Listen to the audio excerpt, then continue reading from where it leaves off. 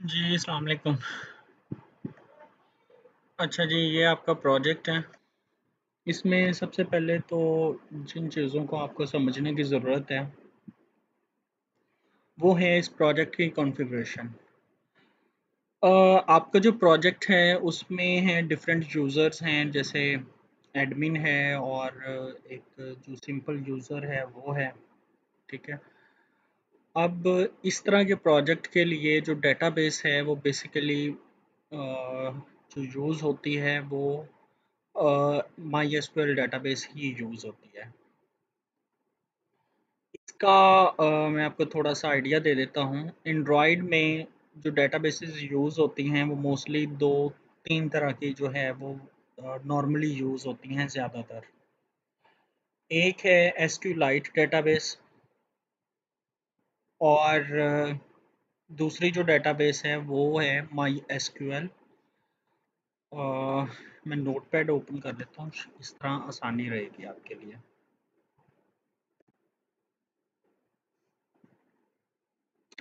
Sorry.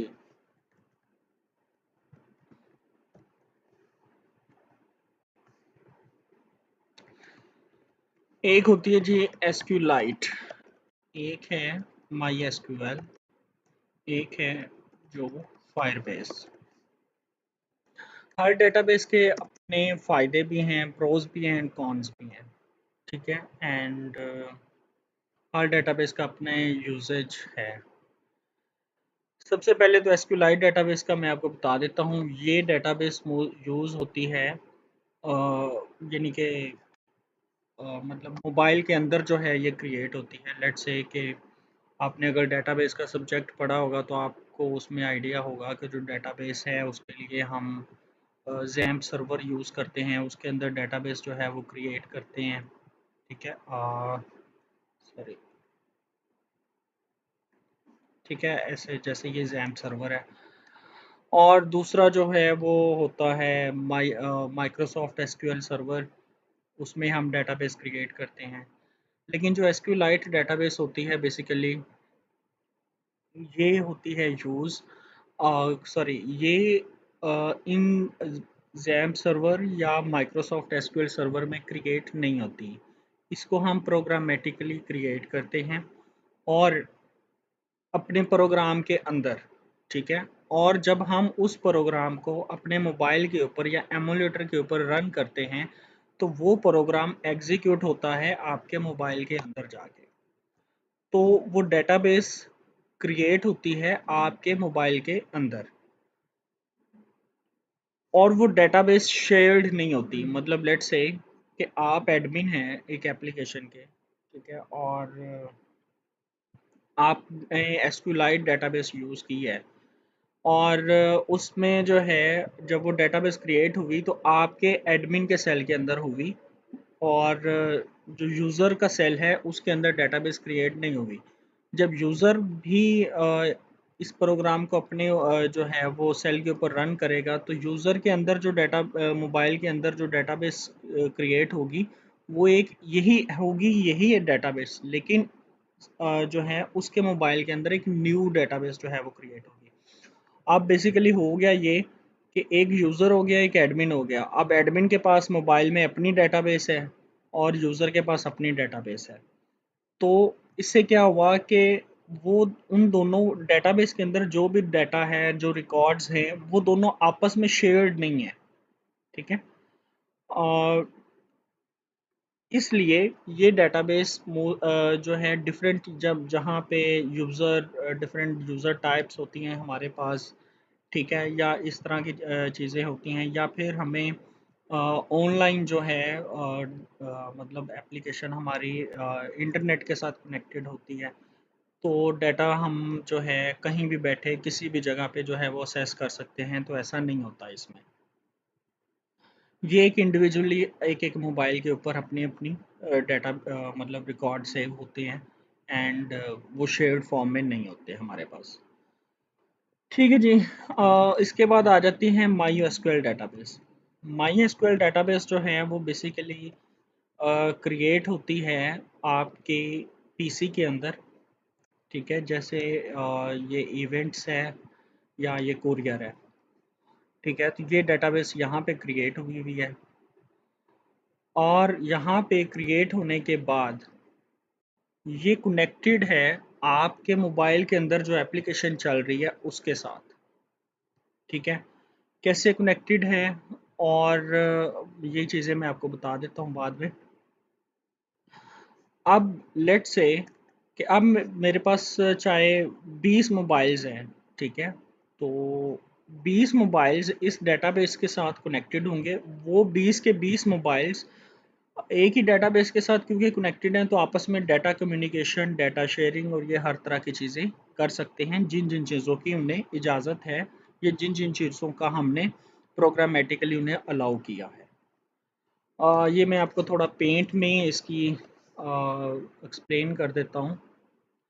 Let's say कि ये आपकी डेटाबेस है जो कि आपके पीसी में पड़ी है, और ये आपके यूज़र का जो है वो मोबाइल है।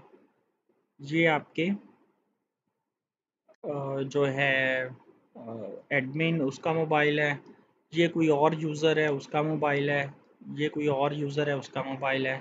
ठीक है, लेट्स से कि 8-10 मोबाइल्स हैं, या 8-10 बंदे हैं जो कि हमारी ये एप्लीकेशन यूज़ कर रहे हैं।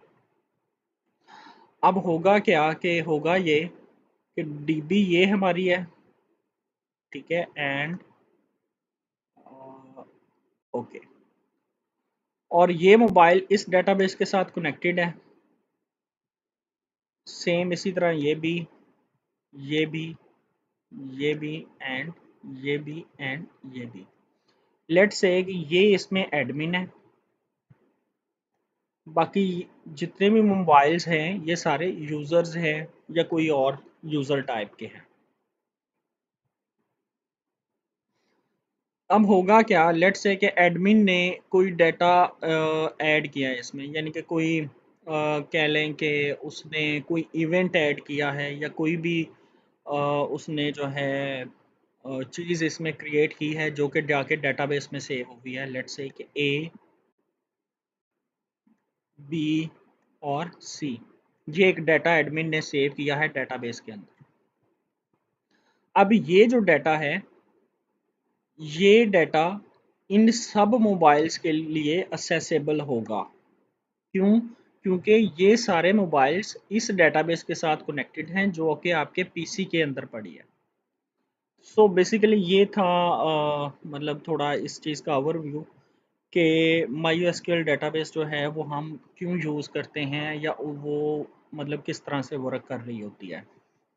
अब चाहे आप इस डेटाबेस को लोकल होस्ट के ऊपर रख दें। ठीक है, लोकल होस्ट बेसिकली स्टूडेंट्स के लिए होता है, या यूनिवर्सिटीज़ लेवल पे होता है, जहाँ पे हम जो है हमारे पास ऑनलाइन होस्टिंग वगैरह अवेलेबल नहीं होती और इस तरह की चीज़ें अवेलेबल नहीं होती, तो हम लोकल होस्ट के ऊपर डेटाबेस क्रिएट करते हैं। दूसरा इसमें ये है जब एक कि इसी डेटाबेस को आप एक ऑनलाइन होस्टिंग परचेज करें और इसको ऑनलाइन रख दें। ठीक है, तो लेट्स से कि कोई बंदा कनाडा में बैठा है, कोई बंदा कहीं भी बैठा है, तो वो इस डेटाबेस से डाटा उठा सकता है, वो इसी डेटाबेस में डाटा भेज सकता है, इसमें सारा वो काम कर सकता है। ठीक है, तो बेसिकली लोकल होस्ट एक लोकल एरिया नेटवर्क है।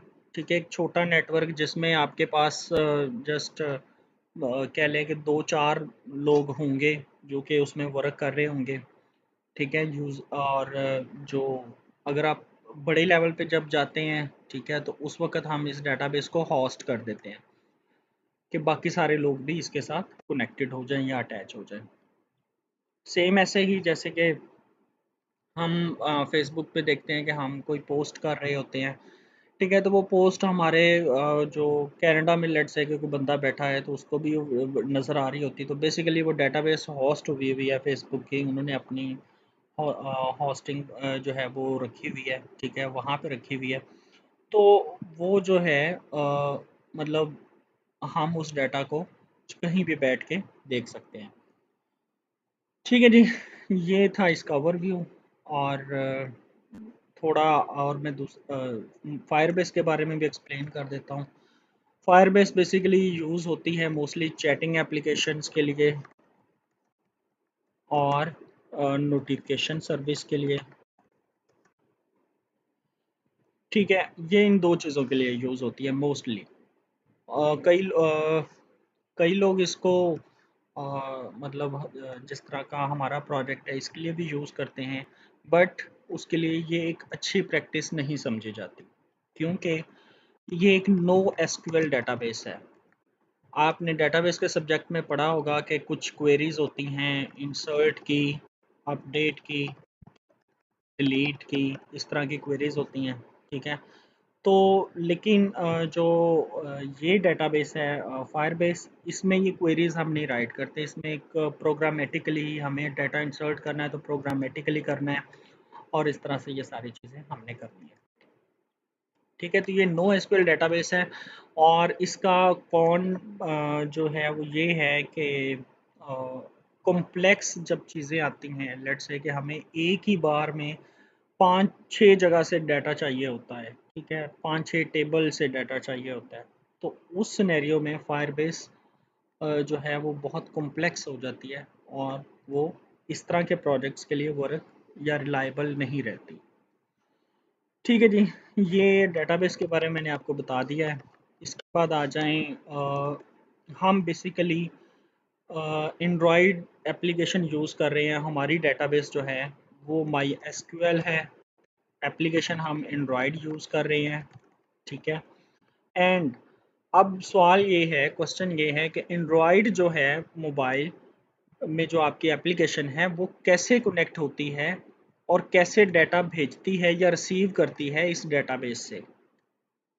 ठीक है, उसके लिए यूज़ होती हैं उनको हम कहते हैं एपीआईज या वेब सर्विसेज। ठीक है जी, और ये लैंग्वेज यूज़ करती हैं पीएचपी या और भी डिफरेंट लैंग्वेजेस में भी हम इसको यूज़ कर सकते हैं। बेस्ट बहरहाल मैंने इसको पीएचपी में जो है वो यूज़ किया है। PHP, Laravel, C sharp, what different languages में ये बन जाती हैं। वेब सर्विसेज काम क्या करती हैं? लेट्स से कि मैंने एंड्रॉयड में अपनी एप्लीकेशन ओपन की और वहाँ पे रजिस्टर जो है वो मैंने एक यूज़र को करना है, तो मैंने अपना नाम, ईमेल, फ़ोन नंबर, पासवर्ड लिखा और साइन अप के बटन के ऊपर क्लिक किया। अब जब मैंने साइन अप के बटन के ऊपर क्लिक किया तो वो जितना भी नाम, नंबर, ईमेल, पासवर्ड, ये चार चीज़ें थीं, ये चारों चीज़ें मैंने दी इस वेब सर्विस को।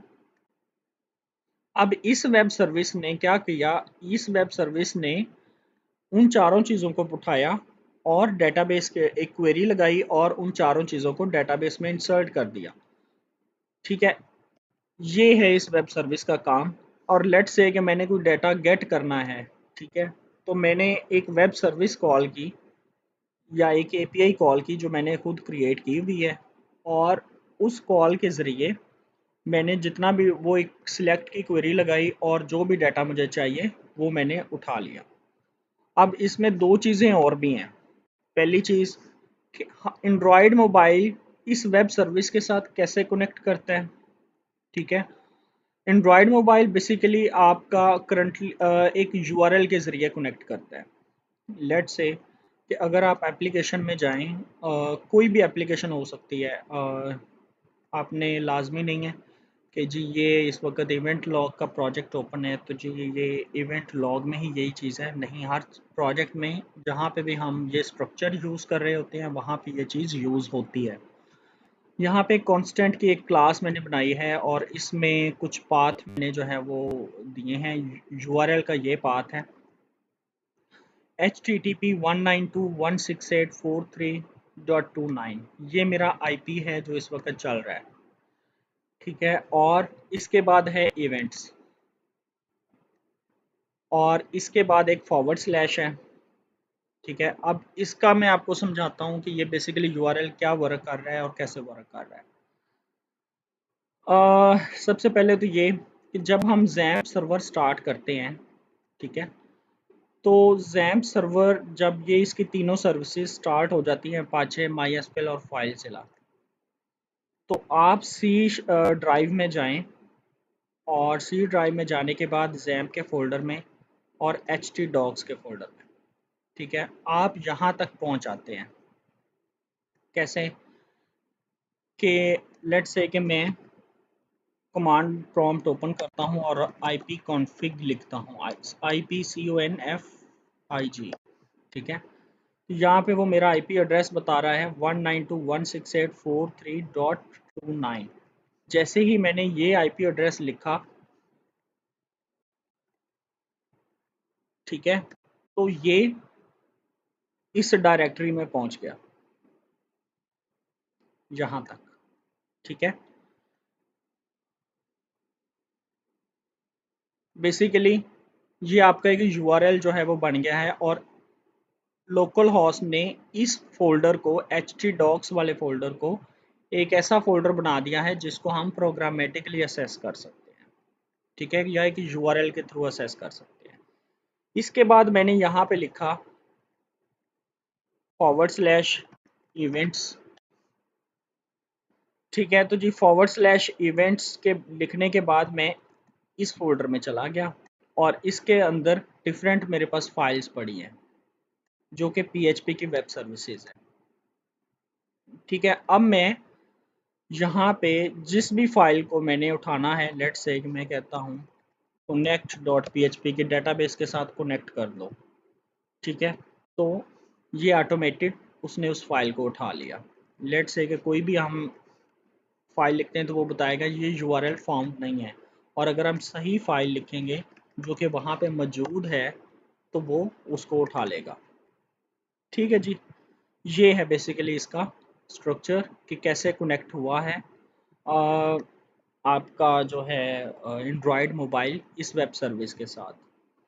इसके बाद यहाँ पे दूसरी चीज़ जो है वो समझने वाली वो ये है कि एंड्रॉयड एप्लीकेशन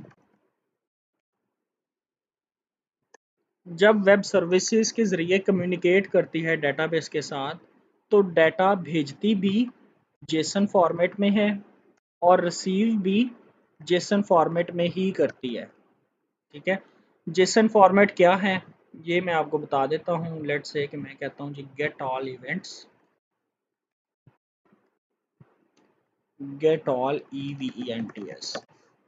ठीक है। तो बेसिकली गेट ऑल इवेंट्स की जो वेब सर्विस है वो, उसको अगर मैं ओपन करूं तो ये आपके सामने है कि वहाँ पे एक सिलेक्ट की क्वेरी लगी हुई है कि सिलेक्ट ID इवेंट नेम ये वो फ्रॉम टेबल इवेंट्स, ठीक है। ये टेबल इवेंट्स है मतलब ये सारा डाटा सिलेक्ट करो और इस डाटा को भेज दो किस फॉर्मेट में, जेसन फॉर्मेट में इनकोड करके। और इसने क्या किया, इसने जेसन फॉर्मेट में इनकोड करके जो डाटा हमें भेजा वो किस तरह से हमें मिला, वो इस तरह से जो है वो डाटा हमें मिला, ठीक है। ये जो मतलब ब्रैकेट है इसको हम जेसन अरे कहते हैं और इसको हम जेसन ऑब्जेक्ट कहते हैं, ठीक है।